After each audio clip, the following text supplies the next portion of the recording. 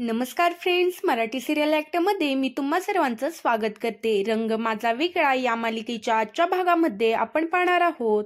कार्तिक हा दोघींना म्हणत असतो, काय ग दीपिका आणि कार्तिकी किती छान डान्स केला. कोणी बसवला तुमचा डान्स? त्यावर दीपिका म्हणत असते, डायडा कोणी बसवला नाही, आम्हीच बसवला आहे. कार्तिक म्हणत असतो, मग आमची लव्ह स्टोरी कोणी सांगितली? त्यावर कार्तिकी म्हणत असते, साक्षी मावशीनं. कार्तिक म्हणत असतो, अच्छा असं आहे का, चला झोपा दोघी जणी, उद्या लवकर उठायचं आहे ना.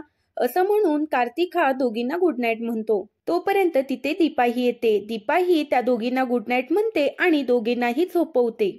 इकडे आता दोघे जण बोलत असतात, तरीही आयशा ही चोरून ऐकत असते. आता आयशा ही खूप चिडलेली असते. सगळी लोक बिंडोक आहेत, धड एकालाही काम करता येत नाही. तेवढ्यात आयशेचा माणूस तिथं आलेला असतो. आयशा त्याला म्हणत असते, काय रे बिंडोक, तुला एकही काम करता येत नाही? त्यावर तो माणूस म्हणत असतो की मी सगळी तयारी केलेली होती. कार्तिक सरांनी दीपा मॅडमला ओढलं, त्यात मी काय करणार?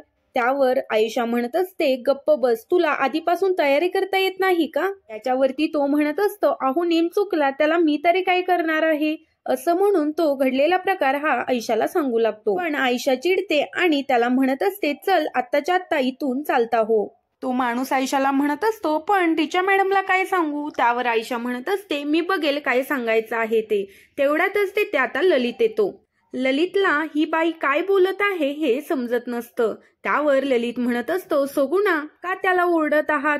त्यावर आयशा गडबडते. आयशा म्हणत असते, काही नाही, याला नीट कामं कशी करायची ते सांगत होते. बघितलं ना लॅम्प कसा दीपा मॅडम वरती पडला, तो हाच कामगार होता तिथे. ललित त्या माणसाला म्हणत असतो, काय रे, तुला नीट कामं करता येत नाहीत का? तो माणूस ललितला म्हणत असतो, सर मी मुद्दामहून नाही केलं. आणि तो माणूस गडबडतो. तरी इकडे कार्तिक आणि दीपा दोघे जण बोलत असतात आणि दीपा कार्तिकला म्हणत असते, थँक्यू. त्यावर कार्तिक म्हणत असतो, काय बोलतेस तू दीपा? इतके वर्ष मी तुला जो त्रास दिला ना, याच्या पुढे हे काहीच नाही.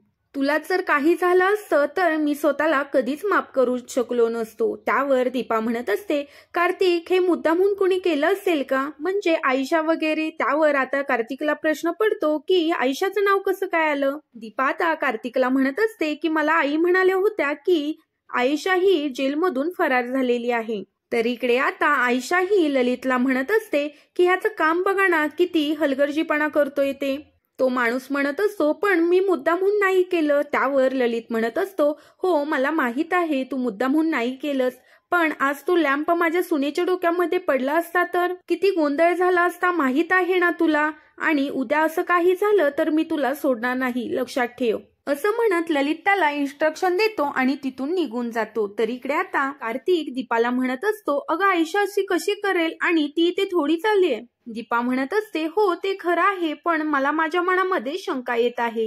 त्यावर आता कार्तिक दीपाला म्हणत असतो की यापुढे आता चांगलंच होणार आहे, आपल्या दोघांच्या मध्ये कोणीही येणार नाही त्याची खात्री मी तुला देतो. तर आता इकडे दोन्हीही मुली उठलेल्या असतात आणि म्हणतात की आई बाबा झोपा ना, उद्या लग्न आहे. त्यावर आता कार्तिक म्हणत असतो, हो हो झोपतो. त्यावर दीपा म्हणते की कार्तिक मी या दोघींना रूम मध्ये घेऊन जाते, कारण ह्या तुला झोपून नाहीत देणार, स्वतःही झोपणार नाहीत, कारण उद्या लग्न आहे. असं म्हणून दीपा दोन्हीही मुलींना तिच्या रूम मध्ये घेऊन जाते. सौंदर्या कार्तिक आणि दीपाच्या लग्नाची पत्रिका पाहत असते आणि म्हणत असते, ललित किती सुंदर पत्रिका आहे ना, आणि मुलींनी किती छान लिहिलं आहे की आमच्या आईबाबांच्या लग्नाला यायचं. ललितांना म्हणत असतो की हो, दोन्ही मुलींची धावपळ बघता किती छान वाटते. सौंदर्या आता म्हणत असते, हो जे विभक्त होतात ना जोडवी, त्यांच्या मुलांचं मला खूप वाईट वाटतं. म्हणजे बघ ना, त्यांची काही कारणं असतील विभक्त व्हायची, पण त्यांच्या मुलांवरती कसे संस्कार होत असतील. ललित आता म्हणत असतो, हो तो खूप सेन्सिटिव्ह टॉपिक आहे. सौंदर्या आता म्हणत असते, मलाही खूप आनंद झालेला आहे, संगीत मेहंदी सगळं व्यवस्थित पार पडलेलं आहे. ललित म्हणत असतो, सगळी तयारी झालेली आहे, जयदीप लक्ष्मी गौरी आणि तेही येत आहे, सगळं काही ठीक होणार आहे. त्यावर सौंदर्या म्हणत असते, सगळी तयारी आहे ना, अजून काही बाकी नाहीये ना. त्याच्यावरती ललित आता म्हणत असतो, माझ्या बाजूने मी सगळी तयारी केलेली आहे. असं म्हणत ललित आता सौंदर्याला सगळं व्यवस्थित प्लॅनिंग समजून सांगतो. दुसऱ्या दिवशी कार्तिक हा रूम मध्ये तयार होत असतो आणि तेवढ्यातच तिथे ललित येतो आणि कार्तिकला आवरण्यासाठी मदत करत असतो. तर इकडे आता दीपाही तयार होत असते आणि राधाई तिला तयार करत असते. तेवढ्यातच तिथे सौंदर्य येते आणि सौंदर्या म्हणत असते, दीपा किती छान दिसतेस, हे सगळं मला खूप छान वाटत आहे. त्यावर दीपा म्हणत असते, आई किती दागिने दिले आहेत तुम्ही मला. सौंदर्या म्हणत असते, अगं हा काय प्रश्न आहे का, खरं तर मला डेस्टिनेशन वेडिंग करायचं होतं, पण एवढा आपल्याकडे वेळ नाही, पण जे आहे ते पण खूप छान आहे. राधाई म्हणत असते, खरंच तुम्ही खूप छान अरेंजमेंट केलेली आहे. सौंदर्या म्हणत असते, सगळं तुम्ही आवरा लवकर आणि राधाई तुम्ही दीपाला घेऊन खाली या. राधाई आता म्हणत असते, हो मी मस्तपैकी दीपाला तयार करते. सौंदर्या आणि राधाई हे दीपाचं कौतुक करत असतात. तेवढ्या तिकडे आता कार्तिकी येते आणि ललित म्हणत असतो, कार्तिकी तू तर सेम टू सेम बाबासारखी दिसतेस. कार्तिकी त्यावर म्हणत असते, हो मी आणि बाबांनी ट्विनिंग केलेलं आहे आणि दीपिका आणि आईनं ह्या दोघी जणी ट्विनिंग करणार आहेत. ललित म्हणत असतो, अच्छा असं प्लॅन आहे का तुमचं, आणि असं म्हणून आता ललित हा दोघांकडे पाहत असतो. राधाई आता म्हणत असते, हे काय झालं. तितक्यातच आता दीपिका येते आणि दीपिका म्हणत असते, राधाई मी कशी दिसते. त्यावर राधाई आणि सौंदर्या म्हणत असतात, तू खूप छान दिसतेस, अगदी आईसारखी तयार झालीयस. सौंदर्या म्हणत असते, हो त्यांचं ट्विनिंग थीमच आहे. त्यावर राधाई म्हणत असते, काय. सौंदर्या म्हणते, हो कार्तिकी तयार झाली आहे कार्तिक सारखी आणि दीपिका तयार झाली आहे दीपासारखी. दीपिका आता म्हणत असते, हो कार्तिकी डॅडाच गर्ल आहे आणि मी मम्माच गर्ल. आता इकडे सगळे कौतुक करत असताना सौंदर्या म्हणत असते, मी खाली जाते, पाहुणे आले आहेत. सौंदर्या खाली गेल्यानंतर राधाई ही दीपिकाला सुद्धा खाली पाठवते आणि तिला दीपासोबत बोलायचं असतं. राधाई ही दीपाला म्हणत असते, दीपा मला तुझ्यासोबत जरा बोलायचं आहे, आज किती छान होत आहे ना, तुला कोणाची दृष्ट लागायला नको. त्यावर दीपा म्हणत असते की आपली माणसं असताना दृष्ट लागणार तरी कशी. त्यावर राधाई म्हणत असते, कधी कधी आपल्या माणसांचीच दृष्ट लागते. दीपा म्हणत असते, राधाई मला तुझ्या चेहऱ्यावरती टेन्शन दिसतंय, काय आहे तुझ्या मनामध्ये, सांग जरा मला. त्यावर राधाई म्हणत असते, हो ते सांगण्यासाठीच मी इथे आलेली आहे, मला एक तुला खास गोष्ट सांगायची आहे आणि मी त्यासाठी चिठ्ठी लिहिली होती. तेवढ्यात चिठ्ठीचा विषय ऐकल्यावर तिथे श्वेता येते. श्वेता म्हणत असते, मम्मा काय सांगतेस. तर आता इकडे राधा गडबडते. दीपा म्हणत असते, ये ना श्वेता. राधाईला म्हणत असते, राधाई तू सांग, आम्ही दोघी जणीच आहोत. दीपाला आता इथे माहित नसतं, राधाईला श्वेता समोरच बोलायचं नसतं. त्यावर आता श्वेता म्हणत असते, मम्मा सांग की, दीपाला काय सांगत होती हे मला पण सांग ना. त्यावर राधाई म्हणत असते की काही नाही ग, मी दीपाला सांगत होते लग्नाचं किती छान चालू आहे ना, दीपाच्या पाठीशी पांडुरंगच उभा आहे आणि सगळं काही चांगलं होत आहे. त्याच्यावरती दीपा म्हणत असते, हो राधाई पांडुरंगच आहे आणि तुमचाही आशीर्वाद आहे, त्यामुळे सगळं काही ठीक चाललेलं आहे. याच्यावरती श्वेता म्हणत असते, हो मी पण तेच सांगत आहे, मातृदेव भव पितृदेव भव. मुद्दा म्हणून श्वेता आता इथे श्रीरंगरावांचा विषय काढते. आता राधाईच्या डोक्यात आलेलं असतं की श्वेता ही जवळजवळ आपल्याला धमकीच देते आणि राधाईला आता हे सगळं आठवत असतं. राधाई आता खूप गडबडते. श्वेता त्यावर म्हणत असते, मम्मा जरा खाली चल ना, माझं तुझ्याकडे एक महत्वाचं काम आहे.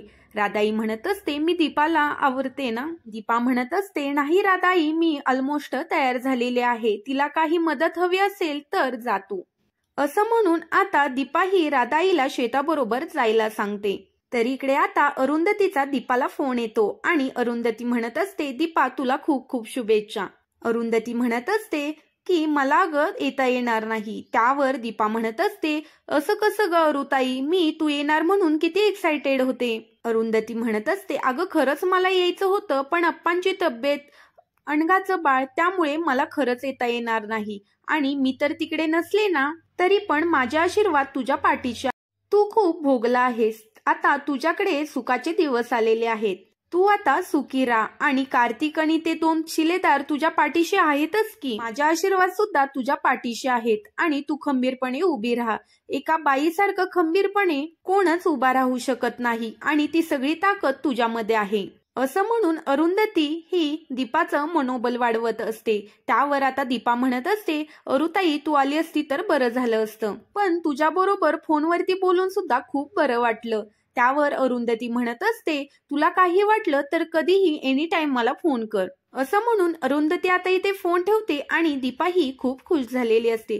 तर पुढील भागामध्ये आपण पाहणार आहोत दीपा आणि कार्तिक या दोघांच्या लग्नाची वेळ जवळ आलेली असते. आता सौंदर्या ही त्या दोघांची गाठ बांधते.